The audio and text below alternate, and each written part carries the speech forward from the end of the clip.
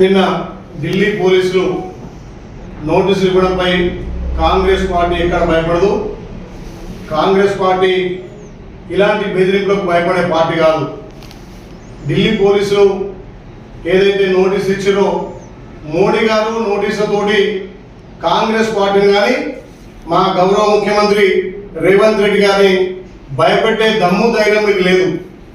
ఇలా రేవంత్ రెడ్డి గారు దేశవ్యాప్తంగా ఒక ఫైర్ బ్రాండ్గా కర్ణాటకలో, మహారాష్ట్రలో, తెలంగాణలో, ఏపీలో ప్రచారం చేసి ఇవాళ కాంగ్రెస్ పార్టీకి మెజార్టీ సీట్లు వస్తున్నాయని అక్కస్తోటి మోడీ గారు మొన్న జరిగినటువంటి ఫస్ట్ ఫేజ్లో, సెకండ్ ఫేజ్లో 200 సీట్లలో కూడా కనీసం వాళ్ళకి 20-30 సీట్లు కూడా వస్తున్నాయనే అక్కస్తోటి ఇవాళ ఒక అత్యున్నతమైన ప్రధాన పదవిలో ఉండి కూడా భారతదేశ ప్రజలను మళ్ళొక్కసారి మోసం చేసే మాటలు మాట్లాడుతున్నారు.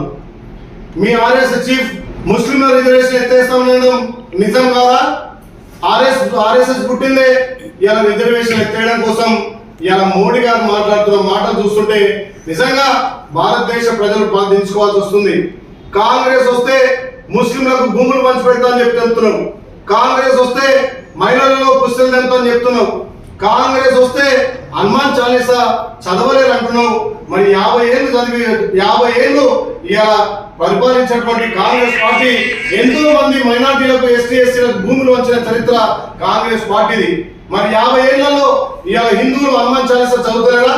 మరొకసారి ఈ మత రాజకీయాలు, ఇలా కుల రాజకీయాలు చేస్తున్నావు. ఖచ్చితంగా మీ మీద పోరాడి మీరు ఎప్పుడైతే రిజర్వేషన్లు ఎత్తేస్తున్నారో రేవంత్ రెడ్డి గారు గలం విప్పి అన్ని రాష్ట్రాల్లో బీసీ, ఎస్సీలకు రిజర్వేషన్ ఉండాలని కొట్లాడుతుంది. కాబట్టి ఇవాళ మీ వణుకులో, మీ వెన్నులో వణుకు పుట్టింది. కాబట్టి ఇవాళ ఢిల్లీ పోలీసులను అడ్డం పెట్టుకొని మళ్ళొక్కసారి నోటీసులతోటి భయభ్రాంతులు చేయాలని చూస్తున్నాం.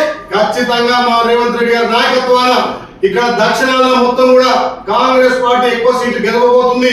మీరు ఎన్ని నోటీసులు ఇచ్చినా, మీరు ఏ చేసినా కాంగ్రెస్ పార్టీ భయపడదు.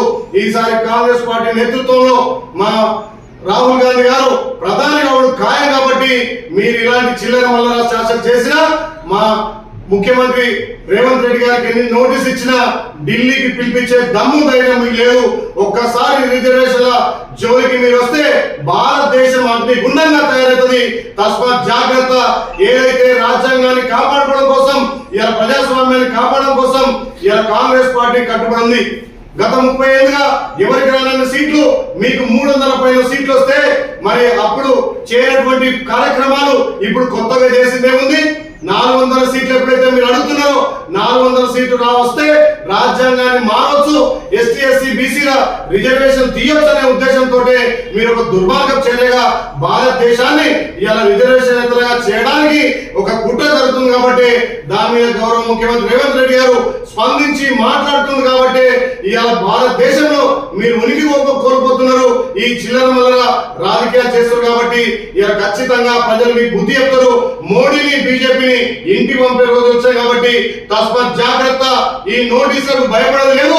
ఖచ్చితంగా భారతదేశంలో రాహుల్ గాంధీ గారిని ప్రధాని చేసి ఇలా భారతదేశం ప్రజాస్వామ్యాన్ని, రాజ్యాంగాన్ని కాపాడుకుంటాం. కాబట్టి మరొకసారి చిల్లర మల్లర నోటీసులు మీరు ఇచ్చి దిగజారు రాజకీయాలు చేయొద్దని చెప్పి మేము హెచ్చరిస్తున్నాం.